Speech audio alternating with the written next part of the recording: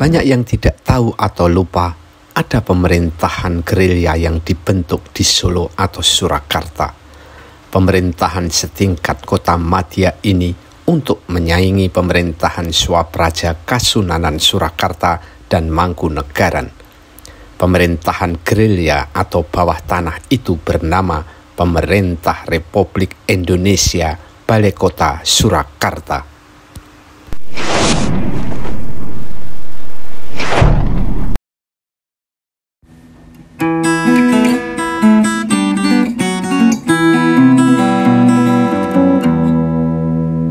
Begitu Indonesia merdeka, pemerintahan di Surakarta atau Solo mengalami dinamika dramatis, bahkan terjadi pergolakan. Pada tanggal 18 Agustus 1945, sehari setelah Indonesia merdeka, Raja Kasunanan Surakarta, Pakubuwono XII, dan Adipati Pura Mangkunegaran, Mangkunegoro VIII, mengirim telegram ucapan selamat kepada Presiden Republik Indonesia Insinyur Soekarno. Pada tanggal 1 September 1945, Sunan Pakubuwono XII dan Mangkunegoro VIII mengeluarkan maklumat kedua kerajaan itu bergabung dengan NKRI. Sebagai balasan positif, Presiden Soekarno mengeluarkan piagam kedudukan pada tanggal 19 Agustus 1945. Piagam kedudukan dan Undang-Undang Nomor 1 Tahun 1945 menjadi dasar berdirinya daerah istimewa untuk Surakarta dan Yogyakarta yang otonom dan bertanggung jawab langsung kepada Presiden. Daerah istimewa Surakarta dibagi dua wilayah kekuasaan, Kasunanan Surakarta dan Pura Mangkunegaran. Masing-masing memiliki daerahnya sendiri-sendiri. Dalam perkembangannya, Kesultanan Yogyakarta dan Pakualam terintegrasi menjadi daerah istimewa Yogyakarta. Sementara daerah istimewa Surakarta mengalami dikotomi kekuasaan antara Kasunanan Surakarta dan Pura Mangkunegaran dan masing-masing tidak mau menjadi wakil. Ditambah lagi ada gerakan anti Swapraja yang dimotori oleh kelompok intelektual, pemuda dan pelajar di bawah pimpinan kerabat keraton sendiri, yakni KPH Mester Sumodiningrat. Selain itu juga ada Barisan Banteng Republik Indonesia pimpinan Dr. Muwardi yang juga anti pemerintahan monarki.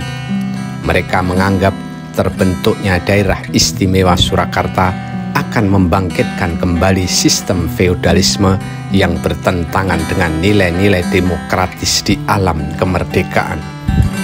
Karena situasi di Solo semakin memanas, maka pemerintah pusat membekukan daerah istimewa Surakarta lewat penetapan Presiden nomor 16/SD tahun 1946. Surakarta pun akhirnya digabungkan ke dalam Provinsi Jawa Tengah. Situasi kembali memanas ketika terjadi agresi militer kedua oleh Belanda yang menduduki kota Solo pada tanggal 21 Desember 1948. Belanda membentuk pemerintahan prefederal di Surakarta dan menghidupkan kembali pemerintahan Swapraja, Kasunanan Surakarta, dan Mangkunegaran. Tujuannya jelas, Belanda ingin memecah belah Indonesia, menghilangkan eksistensi Indonesia merdeka, dan menguasai negeri ini lagi.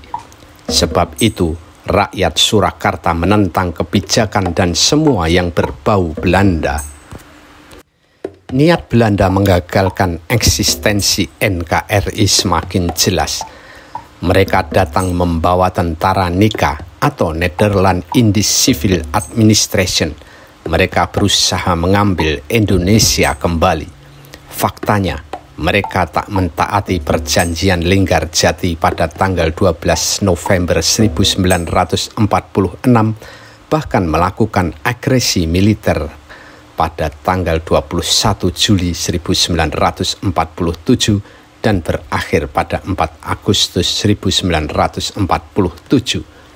Lalu dilakukanlah perjanjian Renville pada tanggal 22 Februari 1948. Ternyata Belanda juga tak berniat berunding dan mengikhlaskan Indonesia merdeka. Bahkan mereka kembali melakukan agresi militer kedua pada tanggal 19 Desember 1948. Mereka kembali melanggar perjanjian dengan prinsip Het doel heiligt de middelen, atau artinya tujuan menghalalkan segala cara. Itulah sebabnya Indonesia melakukan perlawanan total termasuk di daerah Surakarta. Visi Belanda menghapus NKRI diantisipasi dengan sistem pertahanan rakyat total.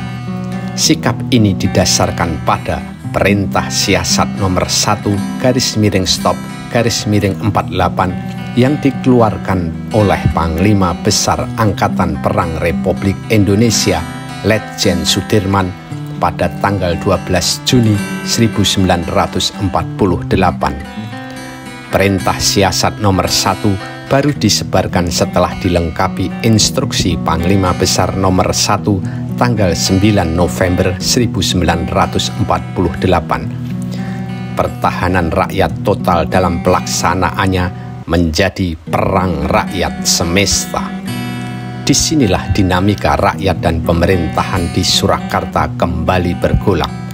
Rakyat Surakarta mengambil peran aktif dalam perang rakyat semesta ini untuk menggagalkan agresi militer Belanda kedua. Tujuan akhir perjuangan ini untuk mengembalikan eksistensi NKRI. Maka, selain tetap melakukan gerilya secara militer, Solo atau Surakarta juga melakukan gerilya secara pemerintahan. Mereka tak mengakui pemerintahan kota Surakarta bentukan Belanda maupun Swapraja Kasunanan Surakarta dan Mangkunegaran. Apalagi Perintah Siasat nomor 1 yang menjadi dasar dan semangat perang rakyat semesta lebih jelas setelah dikeluarkan instruksi Panglima Tentara dan Teritorium Jawa atau PTTD atau Markas Besar Komando Jawa yang dipimpin oleh Kolonel A.H. Nasution pada tanggal 25 Desember 1948. Mengacu pada Perintah Siasat nomor 1 dan instruksi Panglima Tentara dan Teritorium Jawa A.H. Nasution, maka didirikanlah Pemerintah Republik Indonesia Balai Kota Surakarta. Masanya hanya selama adanya agresi militer Belanda.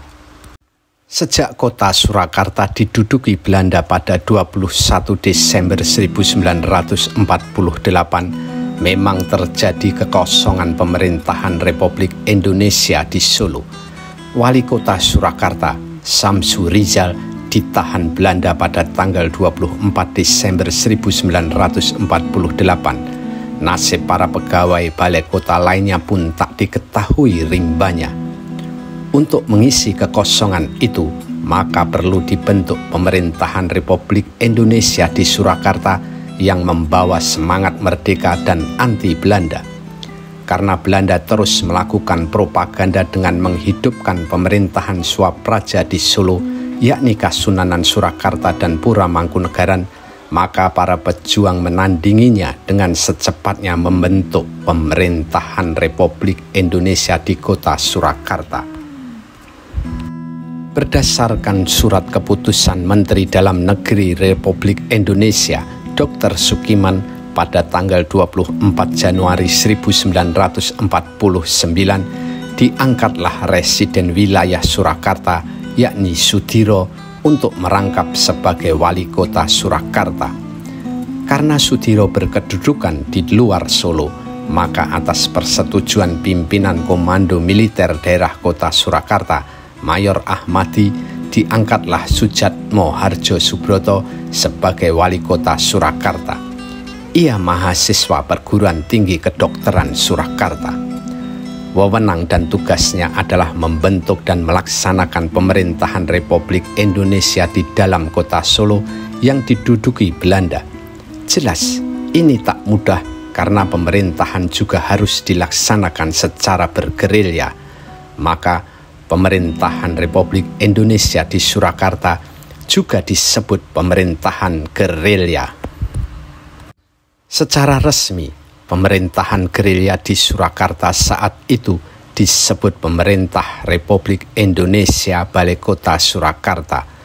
Penggunaan frase balai kota sebenarnya salah kaprah, sebab balai kota menunjuk pada gedung atau kantor wali kota. Namun, kesalahan itu sudah terlanjur dan juga dipakai oleh kaonderan-kaonderan atau kecamatan. Kemudian direkrutlah para gerilyawan baru yang bertugas menjalankan roda pemerintahan gerilya. Mereka rata-rata pelajar setingkat SMP dan SMA serta para mahasiswa. Dengan cepat, struktur pemerintahan Republik Indonesia Balai Kota Surakarta pun terbentuk. Wali kota yang ditunjuk adalah Soedjatmo Hardjosoebroto. Di bawah wali kota dibentuklah jawatan Pamongpraja, Keuangan, Kemakmuran, Perekonomian, Sosial dan Kesehatan, Penerangan, Pekerjaan Umum, Pengawas Jawatan, dan Pendidikan. Wilayah pemerintahan Republik Indonesia Balai Kota Surakarta dibagi dalam 5 kaunderan atau kecamatan, yakni Kaunderan Serengan, Kaunderan Jebres, Kaunderan Banjarsari, Kaunderan Lawean, dan Kaunderan Pasar Kliwon. Sedangkan jumlah kelurahan yang dibentuk adalah 44 kelurahan. Meski pemerintahan bersifat gerilya, namun sangat efektif dan mampu menguasai kota Surakarta secara de facto, sehingga Belanda hanya bisa mengandalkan propaganda dan aksi militer.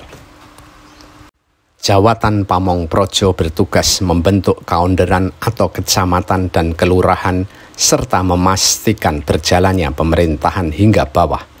Jawatan Keuangan, Perekonomian, dan Kemakmuran bertugas menggalang dana untuk perjuangan dan jalannya pemerintahan. Jawatan Sosial dan Kesehatan bertugas menjaga kesehatan dan perawatan pejuang yang sakit, juga menyantuni pegawai pemerintah Republik Indonesia Balai Kota Surakarta. Jawatan Penerangan melakukan propaganda, bahkan mampu membuat 3 majalah bernama Pancasila, 17 Agustus, dan Yuda. Jawatan Pekerjaan Umum khusus membantu operasi tempur dan membuat senjata, baik ranjau atau bom. Bidang Pemuda bertugas memobilisasi pemuda untuk mendukung pemerintah gerilya. Kemudian direkrut pula kurir-kurir yang bertugas sebagai pembawa surat atau dokumen rahasia, juga barang-barang untuk keperluan gerilya. Masih ada forum bernama Brain Trust, yaitu kelompok pemikir yang membantu perekonomian dan kemakmuran. Wali Kota Soedjatmo memakai nama samaran SH Subroto. Ia menjabat dari tanggal 26 Januari sampai 10 Juli 1949. Posisinya kemudian digantikan wakilnya Suharjo Suryo Pranoto yang bertugas sampai 1 Mei 1950. Keberadaan pemerintahan Republik Indonesia Balai Kota Surakarta ini sangat efektif sebagai aksi gerilya melawan usaha Belanda menghapus eksistensi NKRI. Pemerintahan Swapraja Kasunanan Surakarta dan Mangkunegaran yang dihidupkan kembali oleh Belanda bisa dikatakan lumpuh, sebab gerak kehidupan di wilayah Surakarta justru lebih loyal kepada pemerintah Republik Indonesia Balai Kota Surakarta. Sehingga selain aksi militer, pemerintahan gerilya ini menjadi faktor utama kesuksesan perjuangan bangsa Indonesia mempertahankan NKRI dan mengusir Belanda dari bumi pertiwi, terutama di wilayah Surakarta atau Solo. Belanda akhirnya meninggalkan Surakarta pada Desember 1949 melalui surat keputusan Menteri Dalam Negeri nomor FX3-13-1950 tertanggal 3 Maret 1950. Pemerintahan Kasunanan dan Mangkunegaran dibekukan dan hanya terbatas pada pemerintahan di dalam keraton saja. Sementara Surakarta dijadikan karesidenan melalui Undang-Undang Nomor 22 Tahun 1948 tentang terbentuknya Provinsi Jawa Tengah dan Undang-Undang Nomor 10 Tahun 1950.